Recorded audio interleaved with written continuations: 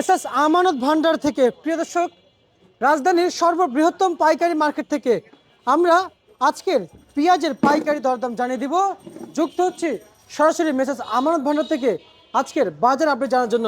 প্রিয় দর্শক, সেই পর্যন্ত আপনারা সকলেই সঙ্গে থাকেন, আজকের বাজার আপডেট জানাবো। আসসালামু আলাইকুম। ওয়ালাইকুম আসসালাম। কেমন আছেন? আলহামদুলিল্লাহ ভালো আছি। আপনাদের এই শ্যামবাজারে আজকে বেচা বিক্রি কেমন ছিল? বেচা কিনা মার্শাল্লাহ ভালোই আছে, কিন্তু আজ উপরে বিক্রি করলাম 40, নিচে বিক্রি করলাম 35। আচ্ছা, বাজার কি আজকে বাড়ছে না কমছে? কালকের থেকে একটু ভালো। কালকে থেকে একটু ভালো ভালো মনে হচ্ছে। তাহলে এই যে এত কৃষক এই যে বসে আছে, এই মালগুলো একটু আগে আসছে, এগুলো বিক্রি সব। এই কটা বিক্রি করে নিই, মানে ঘরে সব ছড়িয়ে ছিটিয়ে আছে, সব বিক্রি। সব বিক্রি। আচ্ছা আচ্ছা আচ্ছা আচ্ছা, বুঝতে পারছি। আর আর আমি যদি একটু বলি, এই পেঁয়াজের বাজার কি 50 টাকা হওয়া সম্ভব? হতেও পারে, কাঁচা মাল বলা যায় না, বলা হওয়ার সম্ভাবনা আছে। না হওয়ার সম্ভাবনা আছে? হওয়ার সম্ভাবনা আছে। আচ্ছা, হওয়ার সম্ভাবনা আছে। তাহলে তো কৃষকের তো মুখে হাসি নেই।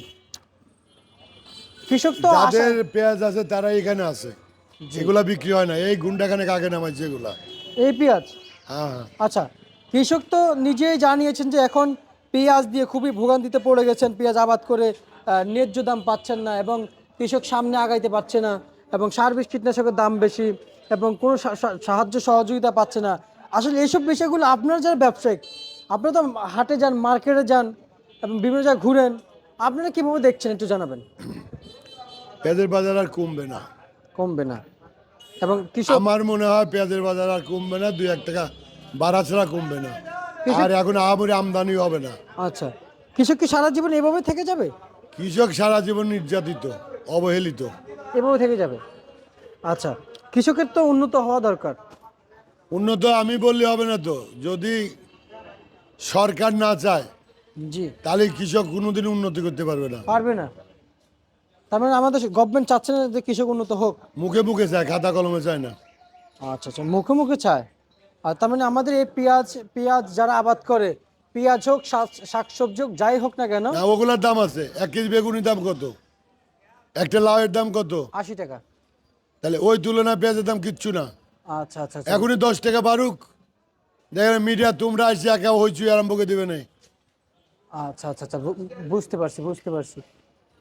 আর আর আর আমি যদি আপনাকে যদি একটু বলি, এখন এখন যে হারে পেঁয়াজ পাওয়া যাচ্ছে, বাজার আপনি বলেছেন যদি বাড়া সম্ভব হয়, তাহলে কৃষকরা জানিয়েছেন যে বাজার যদিও বাড়ে, শেষ টাইমে বাড়বে। আর শেষ টাইমে যদি বেড়ে তো লাভ নেই, লস তো আগে খাইতেছে। লস যারা আগে বিক্রি করে তারা তো শেষ। আচ্ছা, তারা শেষ হয়ে যাচ্ছে। কিন্তু আমার প্রশ্ন হচ্ছে আপনার কাছে, এখানে আব্দুল রাজ্জাক খান, আপনার এই আমানত ভান্ডারে আমি দীর্ঘদিন ধরে আসি এবং যাই, হয়তো মাঝে মধ্যে আপনার কাছে আসি, কথা বলে সময় পাই। আজকে গতকালকে আবার সময় পাই নাই, আজকে আপনার কাছে সময় পাইছি। কিন্তু আমি আপনার কাছ থেকে এইভাবে জানতে চাই যে এলসি আদৌ কি আমাদের প্রয়োজন হয় দেশে এত পেঁয়াজ থাকতে? না, এলসি প্রয়োজন নাই। এলসি প্রয়োজন হয় না। আর সরকার যদি এলসি যদি না না খালি না- সরকারের দোষ দেবো কি? আমরাও তো খারাপ। ওই সময় যদি 120 টাকা 30 টাকা পেঁয়াজ না হতো, তাহলে কি সরকার এলসি দিত? এলসি দিত না তো। বুঝতে পারছি। কারণ ওই এফেক্টটাই ওই 7টা দিন যদি এলসি না দিত, তাহলে বাজার আবার ওই এলসি যখন মুড়ি কাটা আরম্ভ হয়ে গেছে, বাজারটা কমে যেত। আচ্ছা। এমনি অটোমেটিক কমে যেত। অটো কমে যেত। কিন্তু আমাদের হাতে ছিল 1 মাস, যখনই বাজারটা বাজে আমাদের হাতে ছিল 1 মাস, তাই এলসি দিয়েছিল। আচ্ছা, এবার জানতে চাই, একটা এলসি যখন আইপি যখন দেয়, এটা মেয়াদ কতদিন থাকে? এটা যে তারা যেটা নিয়ম করে দেয়, 15 দিন থাকে, 1 মাস থাকে, 2 মাস থাকে। তাহলে কৃষকদের জন্য তো 1 মাস নিয়ম করে দেওয়া 1 উচিত। মাসই থাকে। কিন্তু এখন যে পেঁয়াজগুলো যে আন্ডারগ্রাউন্ড হয়েছে, এগুলোতে এখন এখন ওই এলসি গুলা খায় না তো, অখাদ্য। কিন্তু এই যে আন্ডারগ্রাউন্ড হয়েছে, ডলার দিয়ে আমদানি করছে না, হ্যাঁ।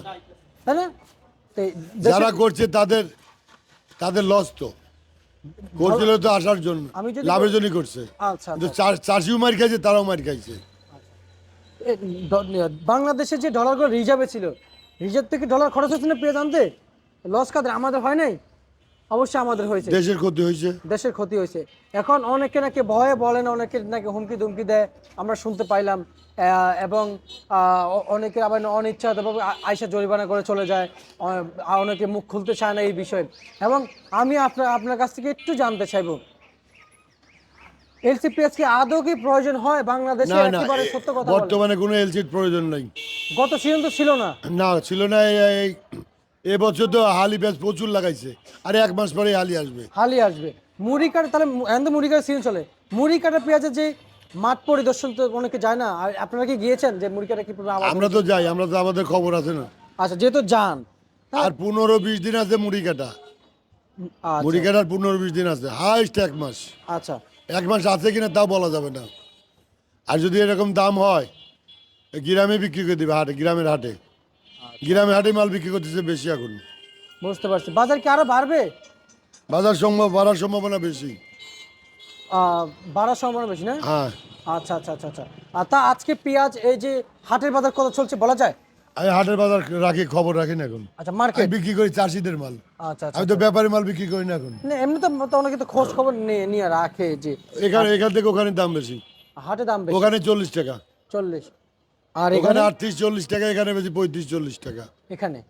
ওখানে 38-40, মানে 1500 টাকা থেকে 1600। এবার ব্যাপার আছে, ওখানে দলন নাই, এখানে দলন নাই। আচ্ছা আচ্ছা আচ্ছা আচ্ছা। ওখানে বাকি বিক্রি করতে হয়, এখানে নগদ টাকা পায়। এই জন্য এখানে নিয়ে আসে। সমস্যা অনেক, অনেক। সব দিক দিয়ে সমস্যা। আচ্ছা আচ্ছা আচ্ছা। তার মানে শ্যামবাজারে বিক্রি চলছে। আমি উপরে 40 বিক্রি করলাম, নিচে 35 বিক্রি করলাম। আচ্ছা। আর হচ্ছে যে এই যে পেঁয়াজগুলো যে নিয়ে আসে, কেজিতে কয় টাকা খরচ পড়ে? ধরুন পাবনা থেকেই আসলো, 5 টাকার উপরে খরচ হয়। 5 টাকার উপরে খরচ করে। এই খরচটা তো কৃষক বহন করতে হয় না? হ্যাঁ, কৃষকেরই তো, যার পেঁয়াজ সে বহন করে।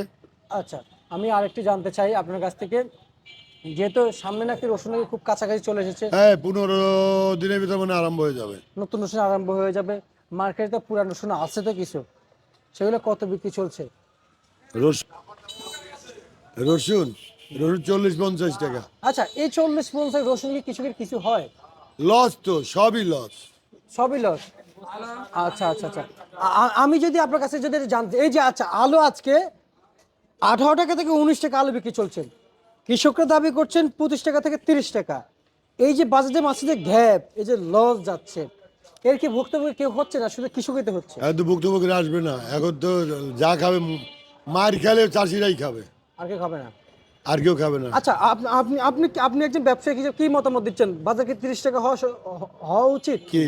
আলুর বাজার? হ্যাঁ, হওয়া উচিত। যে দাম আলু বিক্রি হচ্ছে, ওই দাম চাষি মারা যাচ্ছে। আচ্ছা আচ্ছা আচ্ছা। এই যে আপনার পাশে করে আমি এসে শুনতে পাইলাম যে যেমন 17 থেকে 18, 19 এভাবে চলছে। এটা কি বাজার হলো? টানা যাওয়ার আসার যাওয়ার খরচ হয় না। একটা রংপুর থেকে আসতে কত টাকা খরচ হয়, যাইতে কত টাকা খরচ হয়?